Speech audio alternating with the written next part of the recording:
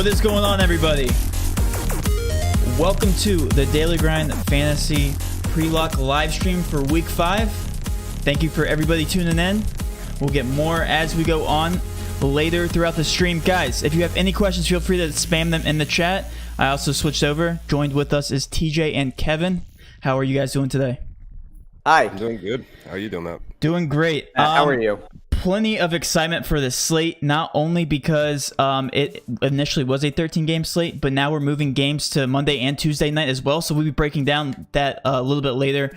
Probably Monday we'll have our Tuesday video out, and also tonight we'll have our Monday night breakdown. So all that to look forward to. Also want to give a quick shout out to TJ.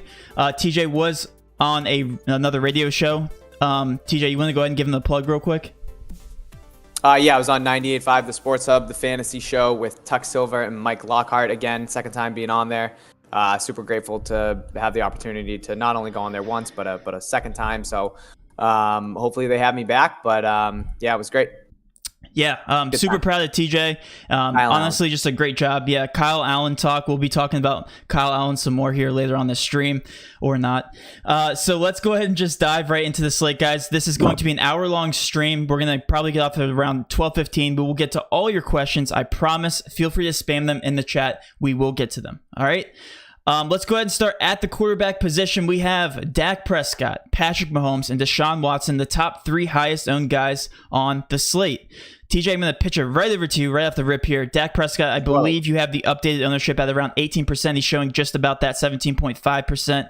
What are your thoughts? Yeah, I mean, I really like Dak. I think it's a good matchup against this Giants team. We have seen these Cowboys get off to really slow starts and have to play from behind in the second half, and that's resulted in a lot of Dak Prescott throws. His last 2 outings against Cleveland and Seattle, he had 57 and 58 attempts, which is just an absolutely absurd number.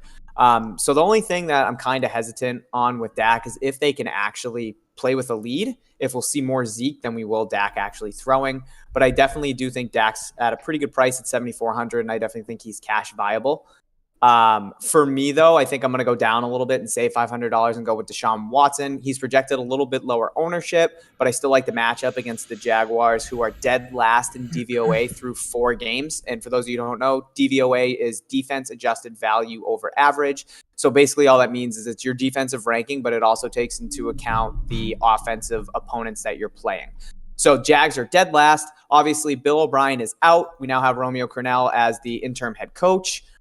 Could be a potential new energy for this Houston Texans team that, again, divisional game 0-4.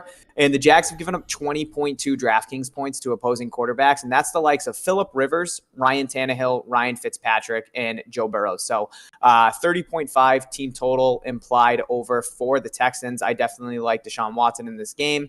I think he's a pretty good cash option as well as Dak and Mahomes, and I think that's the place where I'm going in terms of cash. Kevin, you agree with that?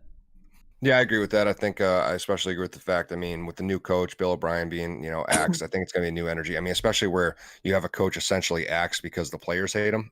I mean, that's definitely going to bring some new energy to the team. So I definitely like that. I agree with Dak Prescott too. I think we talked about it in our prior video.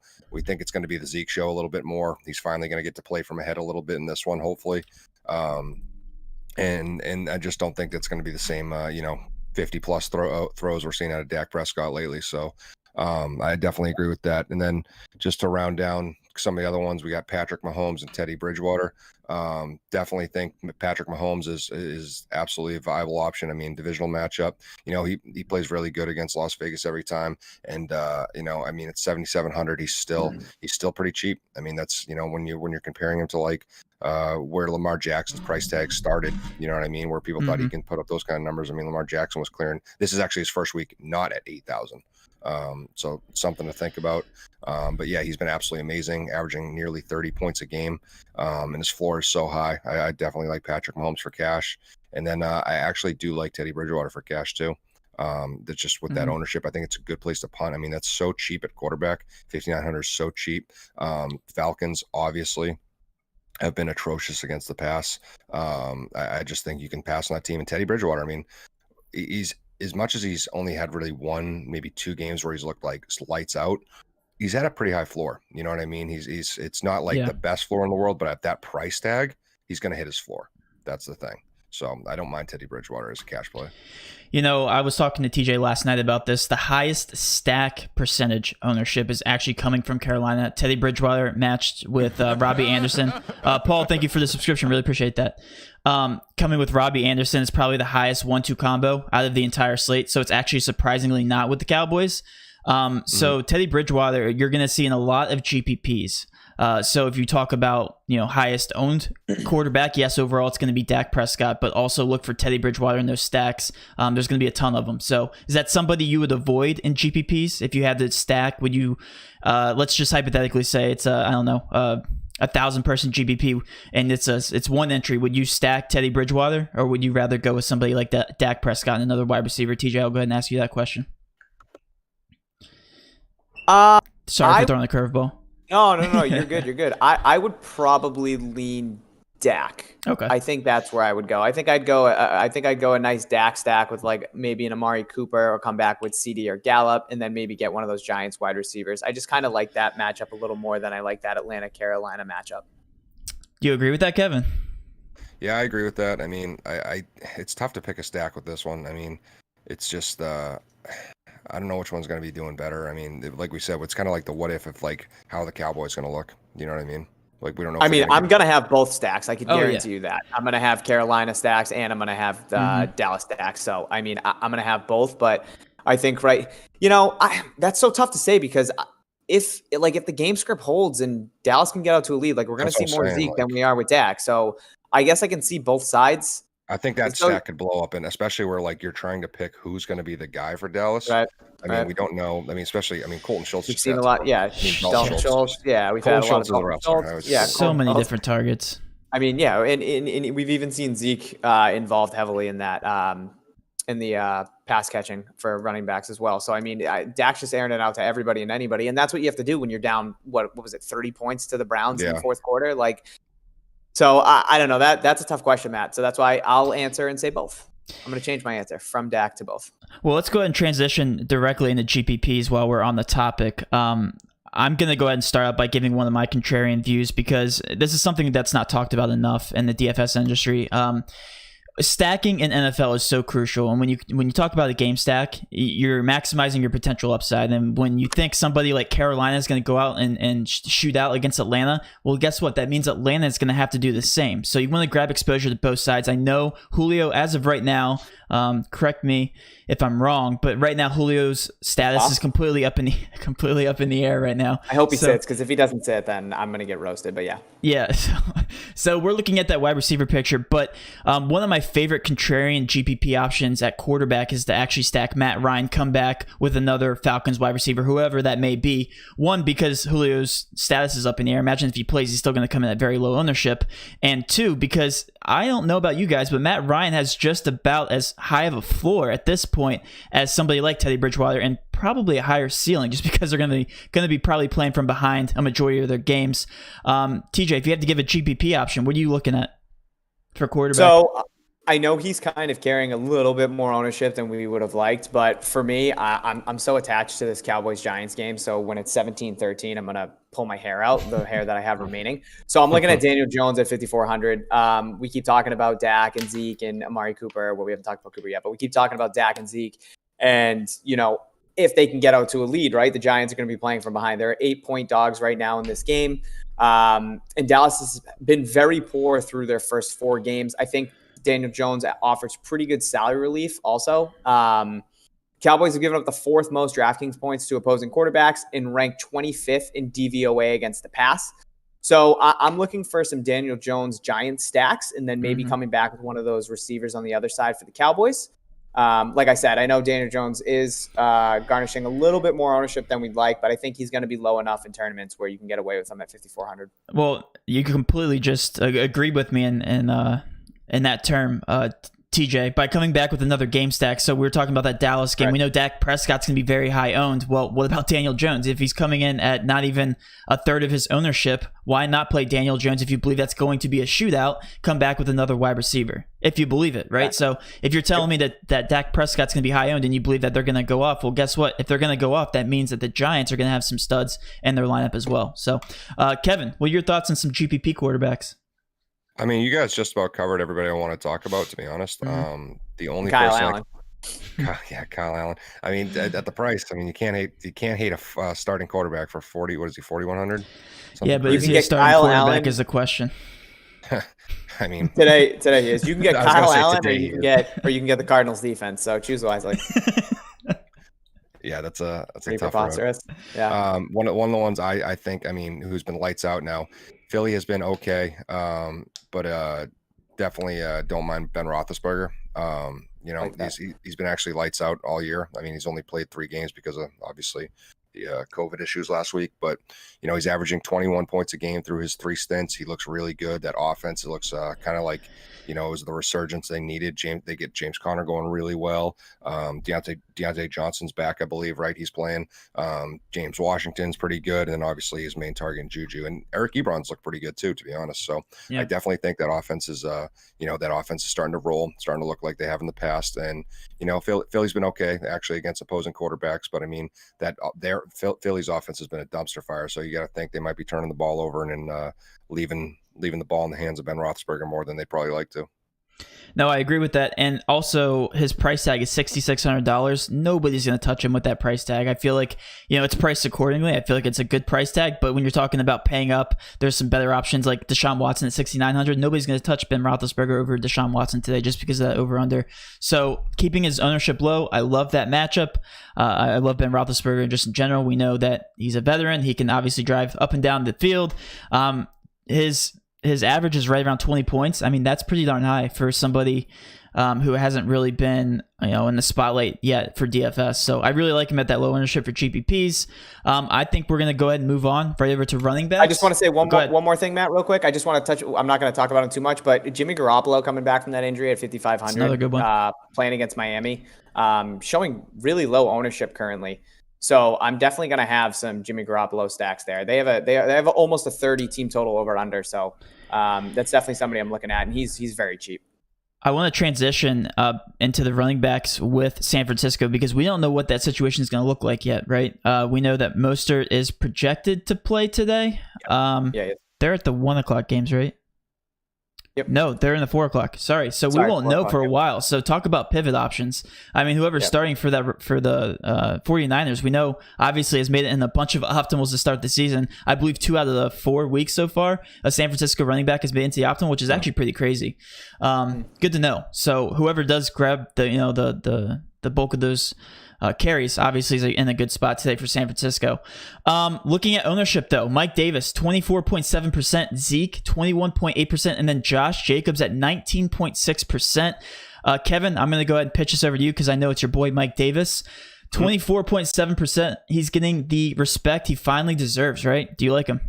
Yeah, they're definitely trying to find out what he's, where his value is, and I mean, that's a big jump. That's a huge jump. I mean, from where he was at prior. I mean, if you look at his price tags before, he was 4,000 when he got the first start. I'm not going to count the first week when McCaffrey was healthy.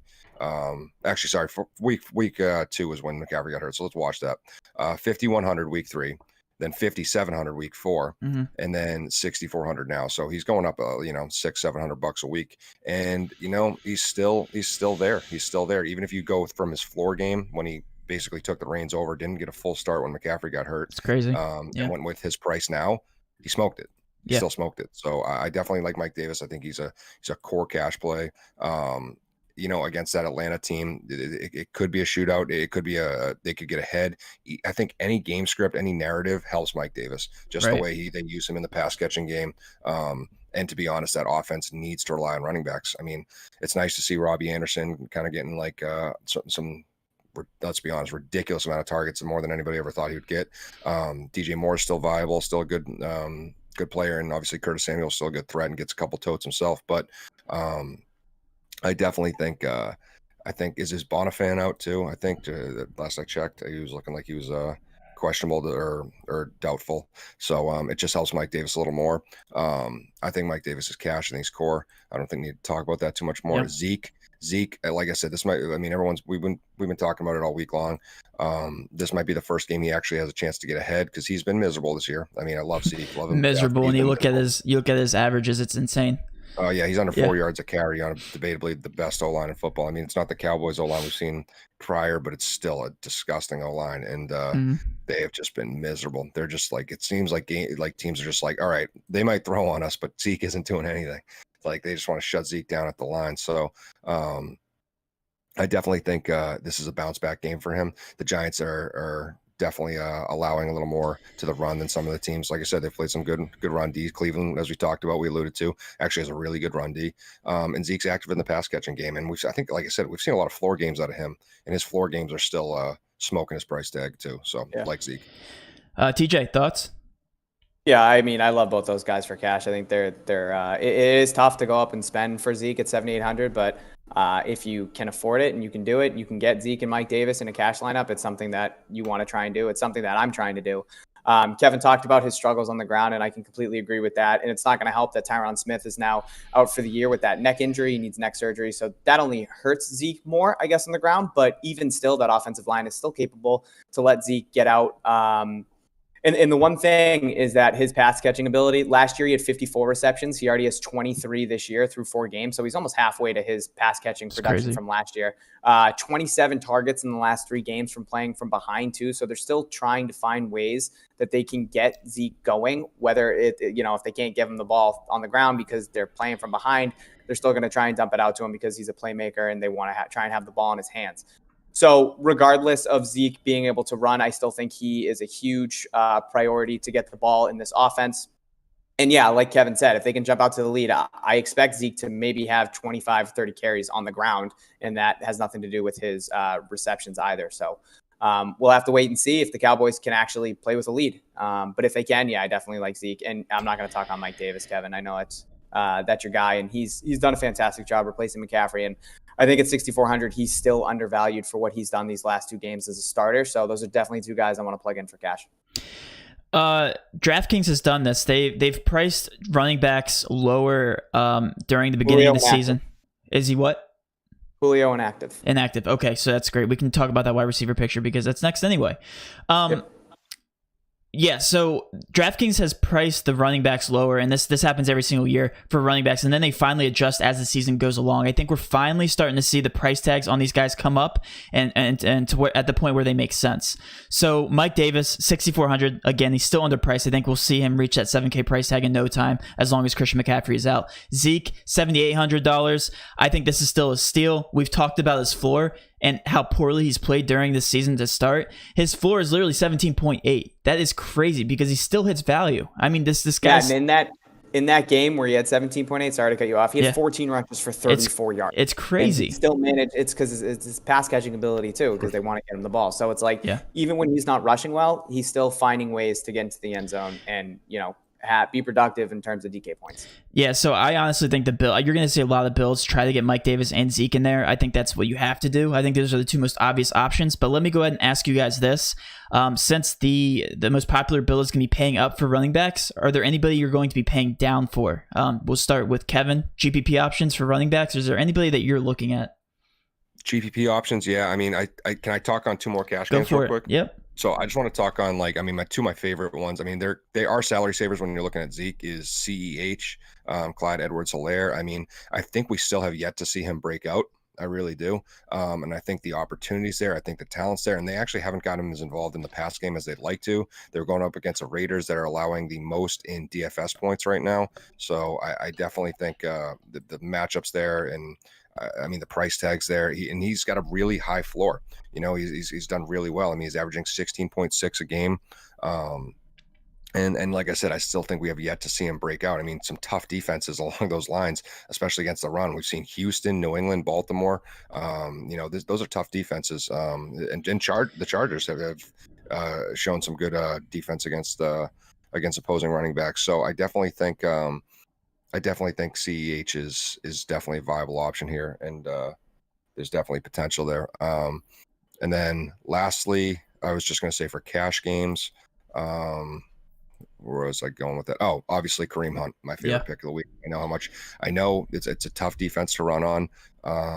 It's historically Indy's been great this year. They've been really good. They keep games low scoring, but I think the Browns offense is just so reliant on them. Baker just can't get the job done himself. I think he needs to rely on that run first. And Kareem Hunt is such a good pass catcher. So I think, again, kind of like we were talking about Mike Davis, like whatever game script they find themselves in is definitely going to be favorable for Kareem Hunt over like someone like Dernest Johnson. I still think Kareem Hunt's the guy. And, you know, you got to remember the Browns are good right now. They're doing well. They're 3-1, correct?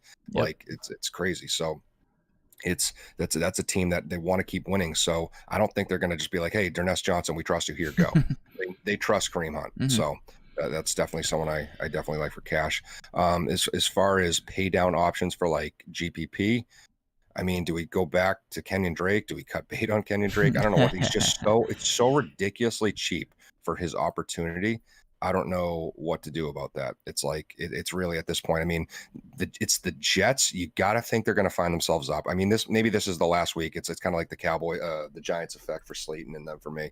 This is the last week. I'll go to the well with him, and then if he doesn't perform, I'm cutting bait completely. But I mean, the opportunity's there. You got to think they'll find themselves up. He is the best run the clock guy on the team. You know, they're not going to have Chase Edmonds pounding it. They're not going to. That's where he can outshine Kyler Murray, is if they find themselves ahead and he just gets carry after carry.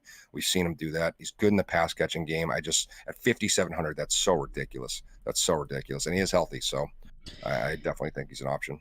I feel like running backs this week, there's so many similar price tags, like Hilaire 6,800, Hunt 6,500, Mixon 6,300, Robinson 6,700. Like they're all in a similar price range. TJ, I know that you were on Robinson. Are there any other GPP running backs?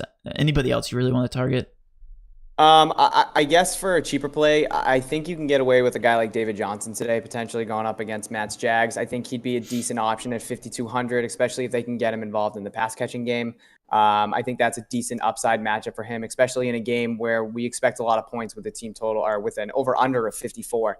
Antonio Gibson's also kind of interesting at 5K. I think those are two guys that you can take stabs with. I wouldn't recommend them for cash. But maybe some GPP plays. Like I said, for cash, I definitely want to try and get Zeke and Mike Davis. And if I'm unable to pay up for Zeke, I think Clyde Edwards-Helaire is the guy that I'm going to go with. But yeah, Matt, you talked about James Robinson. He's carrying a third of the ownership that Clyde Edwards-Helaire is right now. And he's $100 cheaper. So Robinson's coming off a game against the Bengals where he played 77% of the offensive snaps. Yeah. And ironically, when I was talking to you about it last night, Jay Gruden literally on Friday said that he wants to try and get Robinson more touches in the second half. 63% of James Robinson's touches are in the first half. So in the second half, they go away from him a little bit, and more often than not, it's because they are playing from behind. Sorry, Matt. Yeah. Houston's actually given up the most yards to opposing running backs at 651 through 4 games. So I think if the Jags can stay competitive with Houston, I do like James Robinson as a GPP pivot off of a guy like Clyde Edwards-Helaire or even Mike Davis. I think that's a pretty viable option. How would that make you guys feel knowing James Robinson is the best person on your team?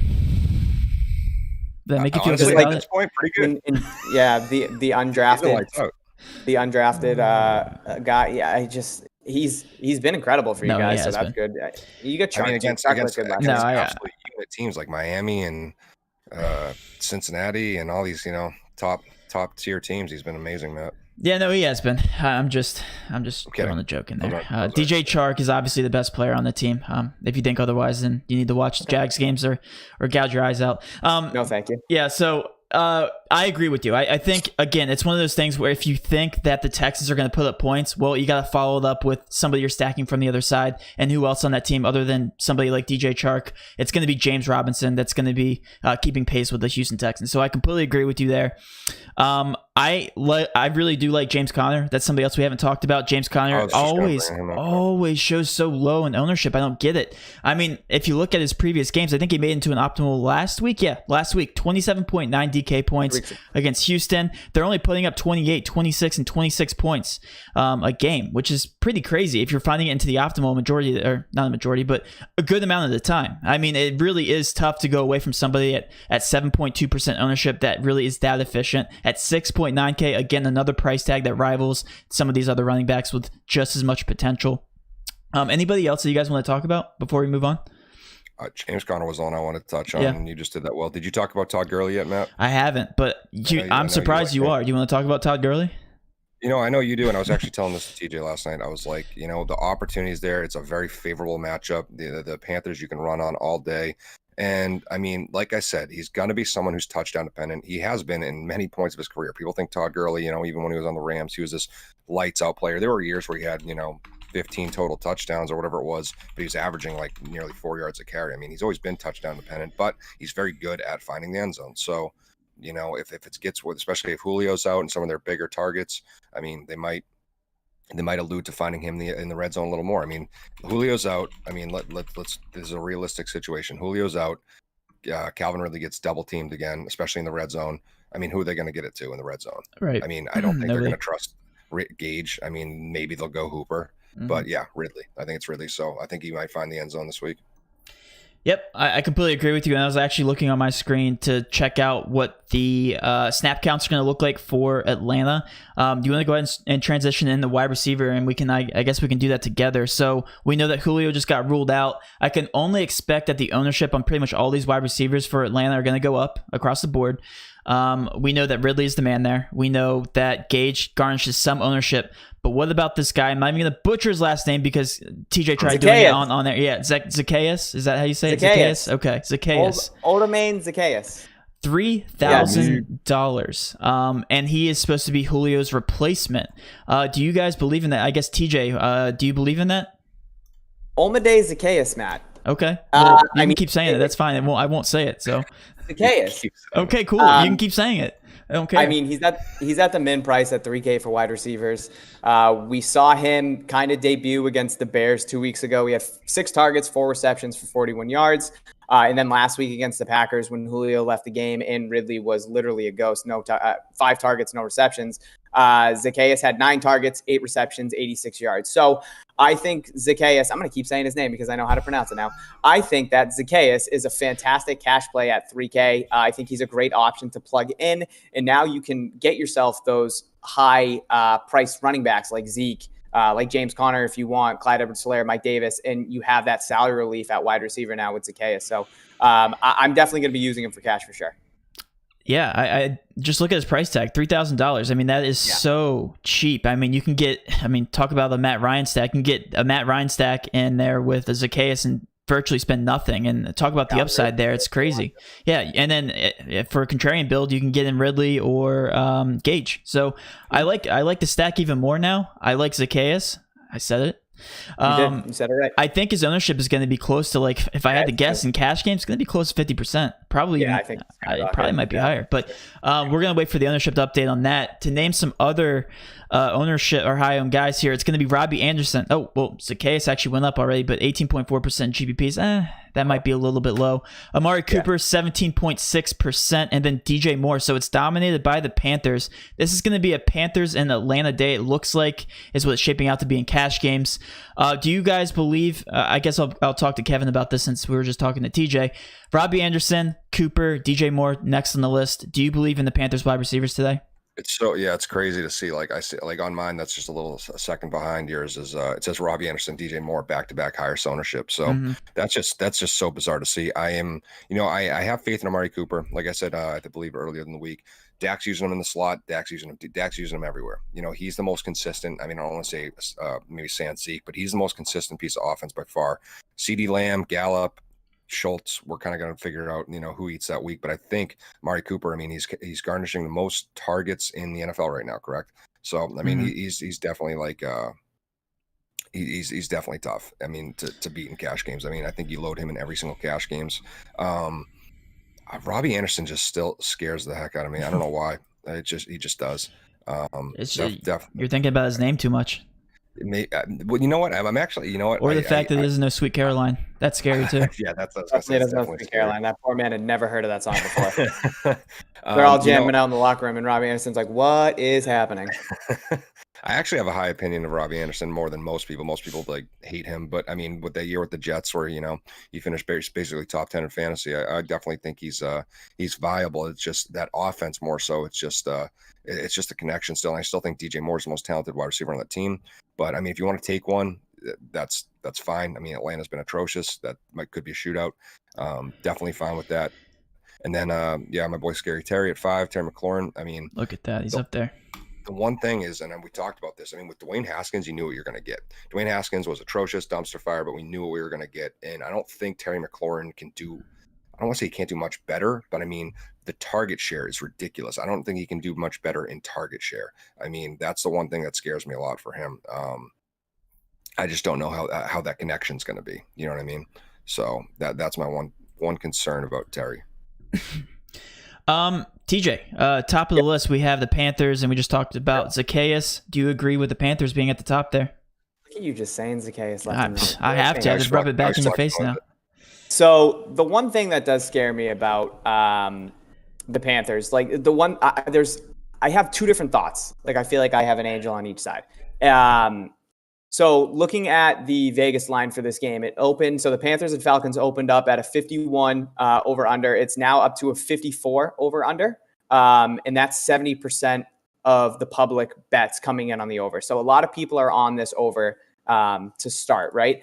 And when I was looking deeper into it with Teddy Bridgewater going up against Atlanta, like, yeah, Atlanta struggled against opposing quarterbacks. They've given up the most touchdowns in the league, second most passing yards, but they've already faced Russell Wilson, Dak Prescott, and Aaron Rodgers.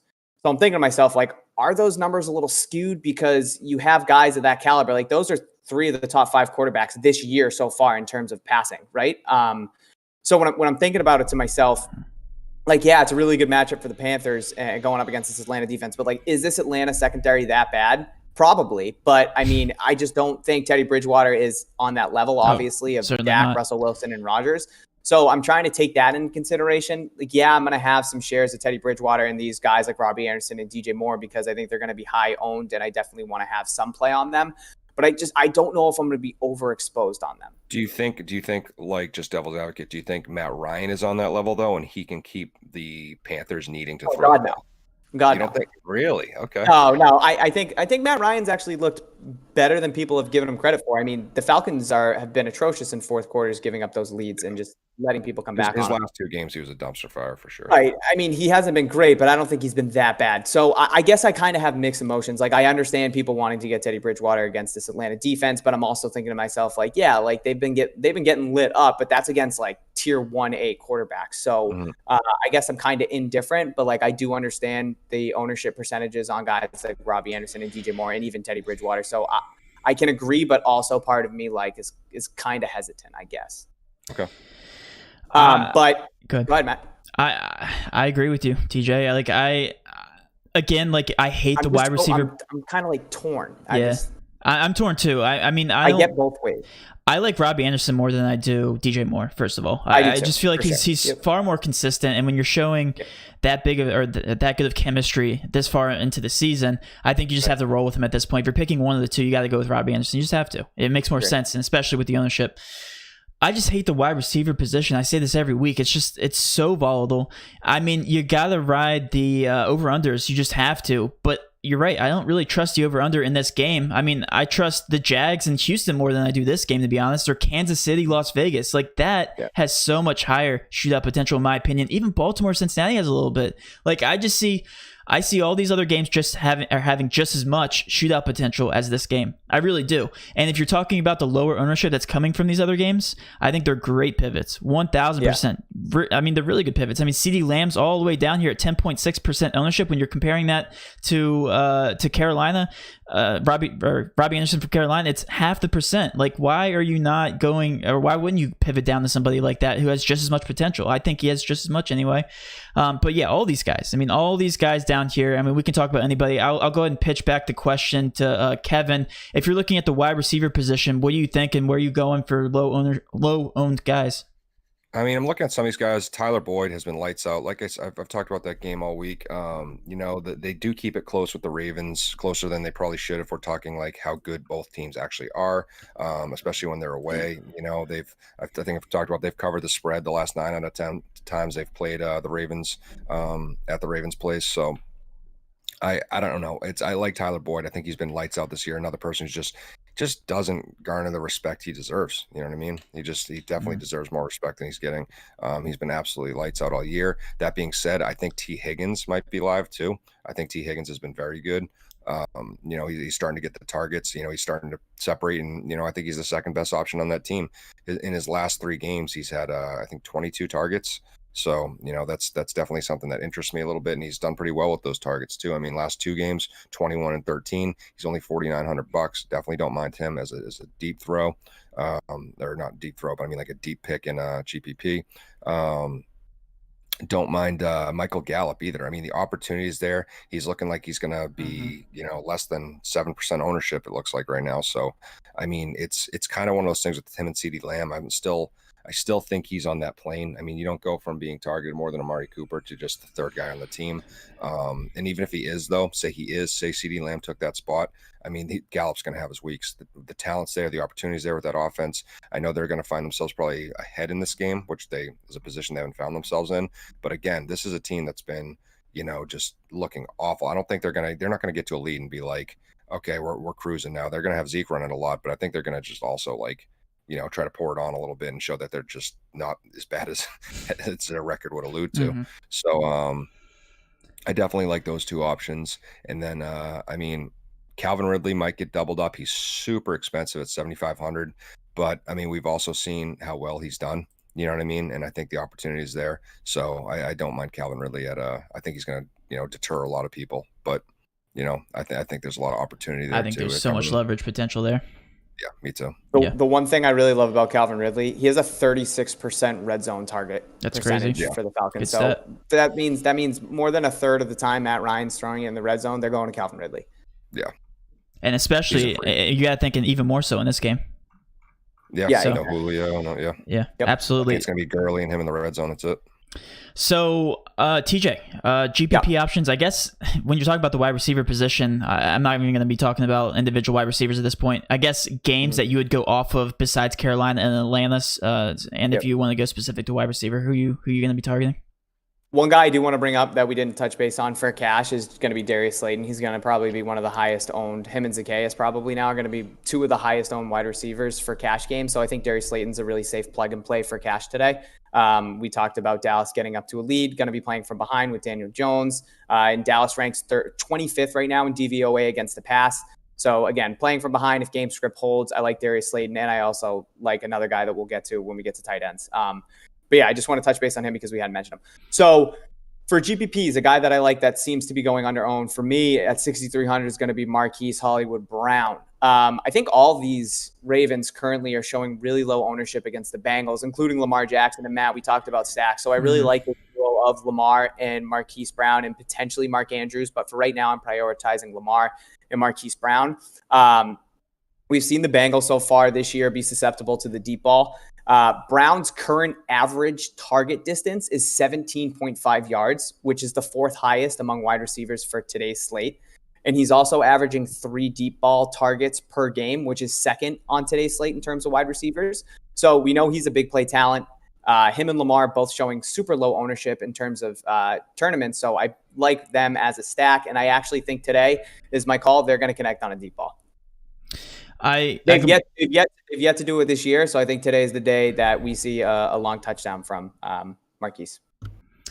I completely agree with you, and I actually had Lamar Jackson and Mark Andrews as my favorite stack last week, so I will technically be going back to the well. One of my favorite leverage stacks this week will probably include Lamar Jackson with one of the 2, Marquise Brown or Mark Andrews.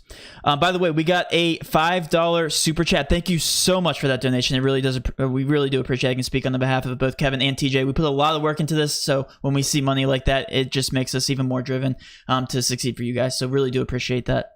Thanks now so let's get to his question that he just asked. I'm sorry, I didn't even see the question.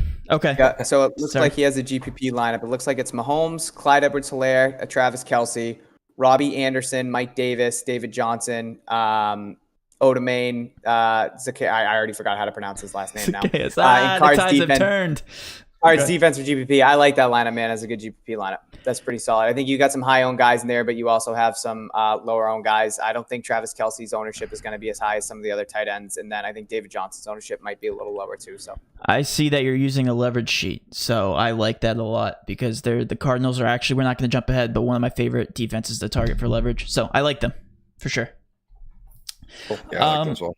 Let's go ahead and I'm going to touch base on last. Okay, that was random. Hi, Snappy. We're going to talk real quick. I'm going to talk about one more wide receiver here. It's going to be DeAndre Hopkins because we had to talk about him every week, right? He's the highest salaried guy here in the wide receiver position, $7,900, but only 10.7% ownership. I get that this isn't a stacking game, or at least not a high stackable game, high potential stackable game, I guess. But I think that if you play him individually, I think it's a fantastic play. Obviously, with his target share, I mean, he got 16 targets one game. I mean, the guy's incredible. He's probably the only guy on that offense that I trust fully for the Cardinals. And obviously, if you want to pair him with Murray, I'm not going to hate it. I just don't like it as a full game stack, but I do like D-Hop a lot for GPPs. All right, moving on to the tight end position. It has been moving, I feel like, virtually all week long. But right now, Kittle is at the top, 25% ownership, Kelsey 16.4%, and then Waller at 15.6% ownership. I believe I pitched the last to TJ. Did I? I think I pitched it to TJ. I'll pitch it to you, Kevin. Kittle 25%, Kelsey 16.4%, Waller 15.6%. What are your thoughts on those top three high-owned guys for the tight end position? That looks a little better. I mean, when we were looking at this at the beginning of the week, I mean, Kittle looked like to be under-owned. Even Kelsey was. Yeah, that looks a little better. I mean, those are the three best tight ends in football. Yeah. I think, bar none. So that makes sense to me. I mean, Kittle coming off of maybe the most monster tight end performance I've ever seen. I don't know if you guys can think of anything bit better than that. I mean, 15 targets, 15 receptions for nearly 200 yards and a touchdown. I mean, that's absolutely incredible. So he is that offense. I mean, they can run the ball efficiently, but he is that offense. Bless you, TJ, on your silent sneeze. So that was, I definitely think George Kittle's live. Darren Waller's live. He's, again, wide receiver in a tight end's body. Travis Kelce's live. I mean, those three, no problem talking about those. And then if you want to pay up to Mark Andrews, we talked about him. A lot of potential in that game. I think they're going to throw on that team. And then, yeah, I mean, for my cash options, that's probably just going to level it out. I mean, I go to the well with tight end just about every week. I mean, we can talk about Zach Ertz. He's still in that top 10 or that cash viable option. And while I'm on the subject, I guess I'll just talk about it. But I actually like Richard Rodgers more for cash just because you can punt at the position. We saw Dallas Goedert is IR'd. Richard Rodgers, I mean, when he came in, he already hit his price point. He's $2,500. I mean, that is such a punt at the position. And I figured the more I preach it, hopefully I can get people to just keep getting that ownership up, and he'll be a cash play. So just sway the field. TJ, so, definitely. What are your thoughts on the top three? For me, I mean, I love them all. I thought Kelsey might have a little bit lower ownership because I kind of thought some of the ownership from I thought people might go down to Evan Ingram. I'm surprised Evan Ingram isn't showing higher ownership at 4,600. But for me, man, I really like George Kittle. Obviously, we have Garoppolo back. We have the debacle last game for Kittle with the two different quarterbacks. It doesn't matter who's throwing that man the ball; just throw him the ball. Like you said, he was perfect. 15 catches off of 15 targets for 183 yards and 1 touchdown. Two different quarterbacks, like we said. And now Jimmy G is back. Miami actually ranks 31st in DVOA against the pass. And Kittle has the highest air yards per share of tight ends on the slate at 29.7% for the Niners. So basically all that means is just that the percent of the team's air yards for that one specific player that they account for.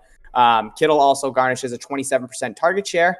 So I love Kittle in this matchup against Miami. And this is a game where, if I have it correctly, where is it on?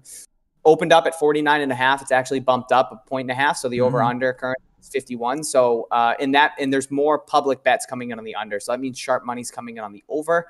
So I definitely like that game to not maybe shoot out, but I like the Niners to score a lot of points. They also have a 29.5 team total over-under.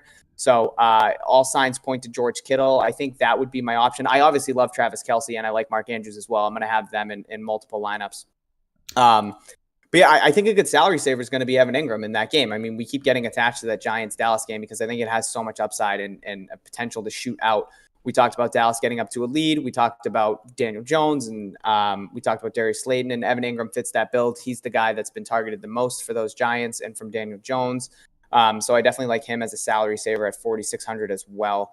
I think those are all viable options. But yeah, besides Kittle, Kelsey, Andrews, and Waller, I mean, like those are 4 guys that you want to try and get in builds if you have the money to pay up. But I think if you're looking to save here and you're looking for a mid-tier guy, for me, it's going to be Evan Ingram. I completely agree. I feel like it should be the picture should look like this going forward as long as they're healthy. Kittle, Kelsey, and Waller, and then everybody else. I just feel like those are going to be your safest bets. You're talking about tight ends and wide receivers' bodies at this point. They pretty much garnish the same amount of targets, if not more, than a majority of the wide receivers on their team. I mean, they're just safe. They're safe bets. You talk about all the other tight ends, and they're just not as they just don't get as many targets. They're not as reliable. So I completely agree with you guys. Take a pick. I mean, honestly, I could see Waller snapping today as long as they keep it close. Kelsey. I mean, you can, again, I'm not going to keep talking. Mark Andrews is probably my favorite GPP option, tied with Schultz. I feel like those two are borderline making it into that conversation at this point in the season. You look at Schultz and he's put up a 22.8 performance 2 weeks ago and 17.2 and then 8.8. Like, he's been putting up some phenomenal numbers there strictly because the offense has been booming. So again, if you believe in the Dallas narrative that they're going to still put up points against the Giants today, you better get Schultz into at least a couple of your lineups because he's been getting targets. He's gotten a touchdown, 8, 6, and 10 targets. That's incredible for a tight end. So slowly making into that conversation. And then Mark Andrews, obviously pairing him with Lamar Jackson, a fantastic 1-2 punch for low ownership. Guys, if you had any other GPP options, Kevin, what are you looking at for tight end? I mean, I guess you already talked about it. Yeah, well, I mean, GPP, I mean, like I said, I'll talk about Richard Rodgers as a punt. I mean, 2,500, I think he's almost more of a cash. You just do that, and then you just load up your cash games. Because I don't think he's going to score super well. I don't think he's going to find the red zone, but might get a couple catches, and that's all it takes. I do like Hayden Hurst, especially with Julio out. I mean, he's a big option on that team. He's found the red zone a couple times this year. I mean, I think Hayden Hurst is a good option. Definitely don't mind him. Zach Ertz, I am sold on. I mean, I think Dallas Goedert's that good. I think Dallas Goedert spells him a lot. And I don't think Richard Rodgers is obviously good enough to just spell Zach Ertz to the point where, I think Zach Ertz is one of those guys. I think this week you can still put him, back to almost like a top 5-ish level tight end. So I do like Zach Ertz. I don't think you want to avoid him this week. And I know, a broken record, haven't shut up about him all year, but I'm still on the Mo Alley Cox trade. I mean, I won't shut up about him until he sucks. I see TJ shaking his head. Cleveland is allowing the most points in DFS to tight ends right now, and my man's is averaging 11 points a game. I mean, 11.4 at 4,200. What do you want from me, guys? What do you want from me? No, I think it's a great pick, and it was a good call so far. What do you want from me and Mo Alley Cox? What do you want from us? What do you want from us? TJ, tight end. Yeah. So I got a dart throw here. He's showing at 0.9%, Matt, I'm pretty sure, on Fantasy Country right now. Don't say sample. Punt. Okay, because he's showing at 0.9%. Go ahead. It's going to be Drew. No, it's I kind of like Ian Thomas at 3,400 for the Panthers. And I know it's not a household name, but the sub 1% ownership is huge. It's a 54-point team. I always say team total over under for some reason. It's a 54-point over under. And Atlanta struggled against the tight end position. They've given up the most tight end receptions, second most tight end receiving yards, most touchdowns to tight ends with 7. And I believe it's the most DraftKings points to opposing tight ends. I know Kevin just said the Browns, so I think they're either 1 or 2. So they've struggled against the tight end position. Ian Thomas had 4 targets through his first 3 games. He had 5 last week alone against the Cardinals. And then a quick side note, I also kind of like Chris Herndon as a punt at 3,200 with Lev back. Joe Flacco is just an absolute bum. Sam Darnold's obviously out, but I expect Flacco to try and get rid of the ball early. So I could see a lot of dump offs to guys like Chris Herndon, maybe if he's not just in there for blocking purposes, and some dump offs to Lev. But yeah, I think Ian Thomas is a pretty good GPP play, and I'm personally going to roll the dice with him at 3,400. It's more that I like the way that I like that Atlanta struggled against the tight end position more than I actually like Ian Thomas and his capabilities. So I'm just hoping that Ian Thomas's upside going up against a secondary or linebackers that have struggled against the tight end position is a pretty good punt play at 3,400. So, real quick before we move on to defense, I know a lot of you are flooding them from Awesemo Stream because it just ended. That is cool. If you guys are brand new to the channel, please hit that subscribe button, guys. We really do appreciate it. We are a smaller brand, but we are one of the fastest growing DFS companies in the entire industry. So feel free to hit that subscribe button and follow us for all of our advice. We'll be putting out videos every single day, daily. And also ask any questions that weren't answered in Awesomo's chat in this stream, because we will get to them in about 5 minutes. We're going to breeze right through the defenses here. At the very top, starting with the highest owned defense, is going to be the Eagles, Chiefs, and Texans. Again, I sound like a broken record, guys. These are all pay down defenses. I'm not a fan. Eagles against Pittsburgh, maybe, but again, it's just very scary. The Chiefs, 3,500. That one makes a little bit more sense, but again, the over-under is just crazy high. Texans, $2,600, 7.2% ownership. Do you know what, TJ, let me just hear your overall thoughts on the defense position, or do you believe in any one of those top three? No, again, this is a position that I want to try. I love how people flooded in from Osmo stream, and I was talking about Ian Thomas. They were probably like, what's happening here? But guys, just for those who didn't hear, that's a GPP punt play at the tight end position. So don't put him in any of your cash games. Yeah, so for me, in terms of defense, I'm really looking at two defenses, and I can get behind the Steelers as well, but I want to try and get the salary savings so that I can pay up for the Rams at 4K, and then I want the Ravens at 3,900. I'm prioritizing the Rams, I think, a little more than the Ravens right now, playing the Washington football team, second lowest team total over-under for Washington at 19.5. We obviously have a new starter in Kyle Allen that we're also fond of at 4,100. Washington's offense with Dwayne Haskins ranked 29th overall and 28th offensive DVOA. So they clearly struggled with Dwayne Haskins at the helm. Trying Kyle Allen this time around. Could it turn around with Kyle Allen? I don't know, maybe, but I'm going to take my chances with the Rams. I think they're a great price at 4K, even though you're paying up. And then the Ravens. The Ravens haven't given up more. Ravens at 3,900. They haven't given up more than 17 points in 3 of 4 games. The only time they did that was against that Chiefs offense that's obviously prolific and a tough matchup for them. They've caused and recovered a fumble in every single one of their 4 games. They have a defensive touchdown in 2 of their 4 games. They have a solid matchup against the Bengals offense that currently has the tied for the second lowest team total over under with 19.5 points. They have the 5th best defense so far in terms of drive percentages that end in points against. So that means obviously they're the 5th best team in terms of giving up points. And then Burrow's been sacked the second most in the league. So, I know the Bengals can somewhat keep competitive with the Ravens. I just don't see it. And I like this Ravens defense really, really good. Those are the 2 teams that I want to try and get up and pay up for at 4K and 3,900. Kevin, do you agree with that? What are your thoughts on the defense position this week? Actually, I'm not fully on board on the Ravens. I'll be honest. I'm not fully on board. I think Burrow's looked lights out. And I think, like I said, just historically speaking, he has been good. I think it's going to be tough. Ravens is a great defense, though, and I couldn't get more behind the Rams, though. Definitely in on the Rams. Agree with that. I think it's one of the. It could be. I like what TJ alluded to too. We don't know how it's going to look with Kyle Allen. I think it could be a boom or bust because we saw Kyle Allen when he replaced Cam, right? Remember he came out just slinging. Everyone's like, "Who's this kid?" So we could see that again, but we could see him try to be that guy, try to be the man, and just throw like 3 picks, and you're like, "Okay, you're not the man." So we definitely could see that. So. I don't hate that.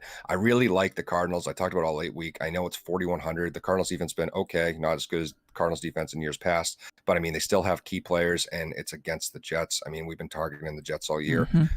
I don't think Flacco is necessarily an upgrade. I don't know. Maybe they think he is. Adam Gase is just an idiot. I don't know. What do you mean? Joe Flacco has Super Bowls. I don't know what you're talking about. Fuck Flacco. Oh, is it Fluco or Flacco? The inner patriot is coming out in him. So I think I definitely think that's a good defense to target. Lev is supposed to be back, right, TJ? You said. Yep.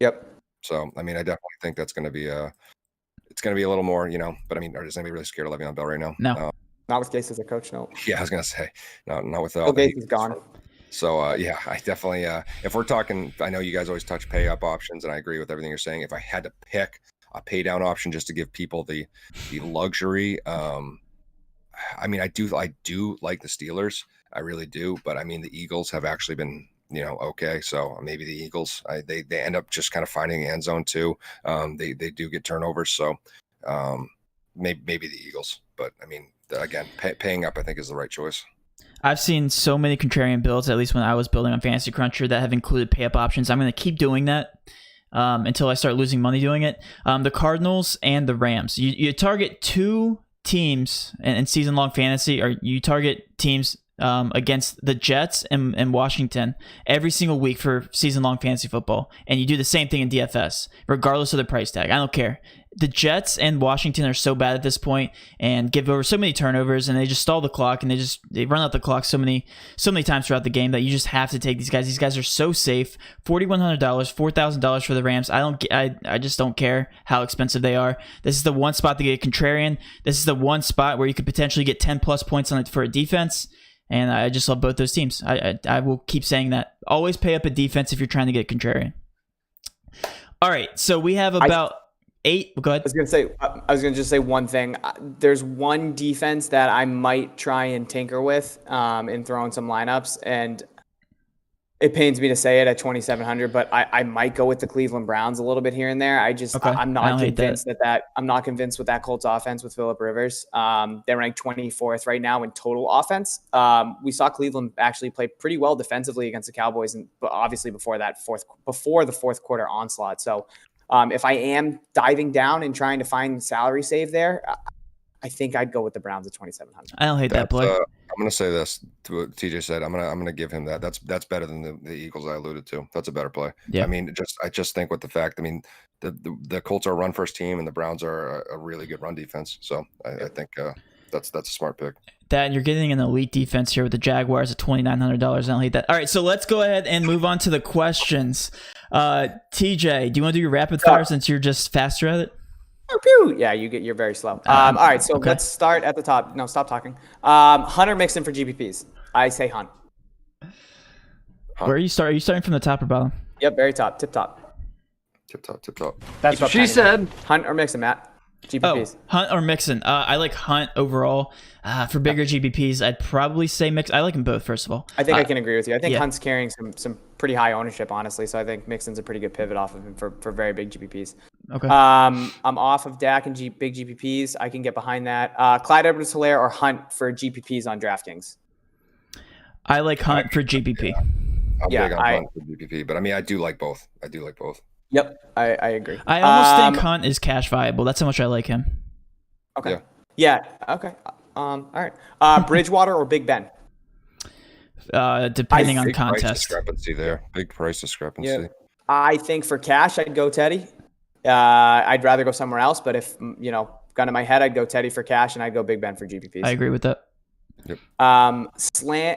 Oh my god, I almost said Slam. Lamb or Slayton for FanDuel cash. I don't know That's the pricing, but I would go. Yeah, I would go Darius Slayton. Yeah. Assuming they're priced similarly. I can't say that word. You know that. I tried to say it. He tried to do it quietly. Anyone on Kyler Murray this week with a nice matchup? I think it's a good matchup against the Jets. I think it might be a little low scoring though, so I'm personally off of Kyler in terms of cash and probably GPPs.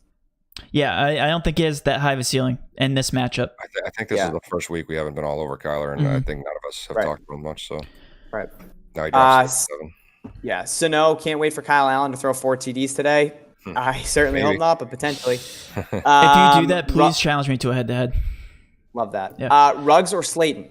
I mean, Henry Ruggs active today, playing from behind. Raiders against the Chiefs. I'd still go Darius Slayton. Yeah, I think that's a safer play. Yep. You don't know if Ruggs is still banged up, and I think it's a tougher matchup against the Chiefs. Freeman, Gibson, or David Johnson. David Johnson. Thank you. Yeah, I was thinking Duke Johnson. Yeah. At the lowest RB end, or running back end. Lowest Gibson. RB end. I think Gibson. Gibson. I'd go David Johnson. Okay. Is Mostert available? Is Mostert available? Yes, Mostert is playing today. As of right now. As of right now. So I'm staying away from that Jerick McKinnon Mostert backfield. McKinnon actually played 91% of the offensive snaps last week. Yep. So it's really unclear as to what they'll do. Yeah, it's crazy. Thoughts on James Robinson, low owned GPP pivot? We talked about James Robinson. Definitely love him. Julio replacement. Not Zacharias. Zacharias, yep, 3K. Odemain, Zakar. I can't pronounce his name. Odemain. He's just butchering the first name. We're calling him Zach. It's Olamide. Just call him Zach. Zacchaeus, that's how you say it. It's Zacchaeus. Yeah, I like Zacchaeus at 3K as a replacement for cash. Isn't it Zacchaeus? Zacchaeus. It's Zacchaeus.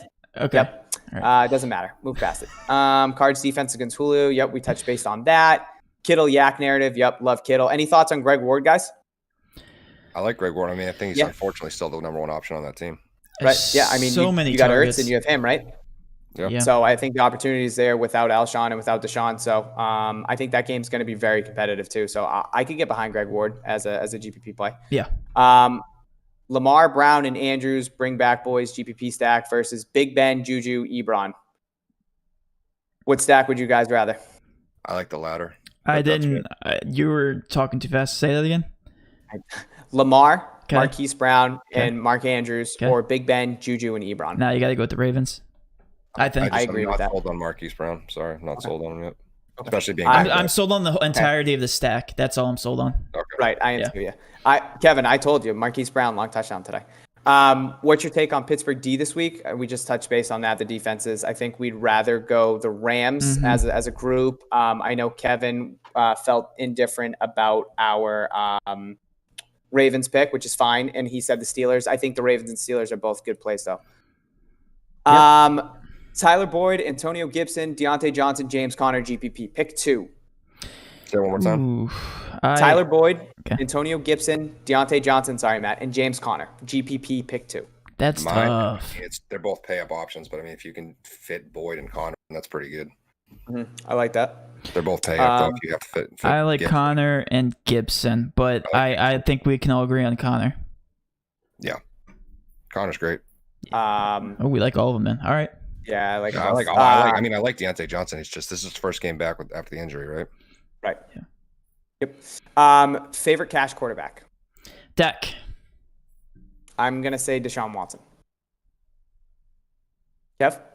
He's shaking his head. Just no.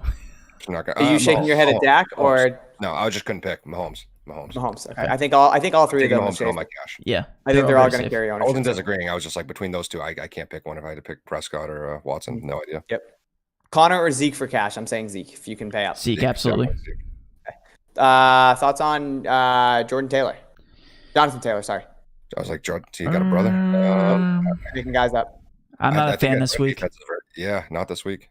Yeah, Browns actually allow the 5th least rushing yards again so far in 4 games. So I think he could find himself in the end zone. That's the only thing. He could. I just don't see a high ceiling there. I think the Browns try and stack the box and let Phillip Rivers beat him. That's my personal opinion. Chiefs or Cards defense? I like the Cardinals. Cards. I like the Cardinals as well. Garoppolo playing today. Yes. Jimmy G is playing today. Any ownership, Matt, on Andrews? Yes, GPPs? He was 6.8%. Let me make sure that's updated. Very cheap. He is 6.8. Yeah, 6.8. Okay. Yep. And that's it. You guys got any more questions? You can flood them in, but okay. Clyde Edwards-Helaire or Zeke? A straight up Zeke. Yeah, I was gonna say straight up Zeke, but I mean I need a little more background. Yeah. I think both are cash viable. And we have a Colts fan hopping in. Taylor gonna run all over the Browns. I don't agree with that. Yeah, I don't know. Sorry, the Jaguars already put you down once. Don't make me do it again. Oh, Matt. I think Zeke if you have the money, but if you need to salary save there and you find yourself having a hard time building by paying up with Zeke, I don't think going to Edwards-Helaire is a bad play. Yeah, I like CEH this week. Actually, yeah. Really like him. Mixon or Jonathan Taylor? Oof. I'm going Mixon. Yeah, I'm going Mixon too. Best QB wide receiver stack in general. GPP wide receiver stack? No, just best stack overall. The highest in stack is going to be Bridgewater and Robbie Anderson. The best overall, I'm gonna go very contrarian. I'm gonna go Matt Ryan and Ridley. Okay, I cannot believe we're saying that Teddy Bridgewater and Robbie Anderson is going to be the best. It's going to be the highest owned. That's just bizarre. I know you don't think Dak and Amari will be the highest owned? It will be very I think it'll rival it. It will definitely rival. Yep, I agree. Yeah. I think both are pretty good in terms of it's just the price tags. Like they're so much more expensive than those two. Yeah. All right. Prayers or no prayers GPP? I'm gonna go no prayers GPP. Definitely no prayers today. Yep. No love for Ertz this week. Low on GPP. Kev, you touched base on Ertz. You like him this week, correct? I do. Okay. I'd rather pay up for those 4 studs, but like I guess I can get behind Ertz. I think the Steelers have played tight ends really well, but I mean, who else does Wentz? I was going to say it's just opportunity. It's You like know, I think yeah. Cash game, Juju or Chark? Ooh, Matt, what do you think? Chark is safer What's because the that price- over under. What's the price differential? Chark is I 6,200. think Chark's 62, right? And Juju's 67. 65, so $200. 67. 67. Sorry. No, he's $200. 67. Chark is 65. You're right. Chark is 65. Yes, good call. I'd go Chark. I'd rather go Deontay. I'd rather go Deontay Johnson over Juju, I think. I like that. I like Hey. Deontay Johnson. If he's healthy and good to go, I mean, I really like him as a PPR option. I hate to be this guy, but we're running over, guys. I have to get the Patreon content out. I have to update all the ownership and make sure that we're all on the same page, guys. Any last words, guys? I got nothing. Go Zacchaeus. Zacchaeus. Go Zacchaeus, go. All right. With all that being said, guys, have a great rest of your weekend, and let's cash. Have a good day, guys. Mute.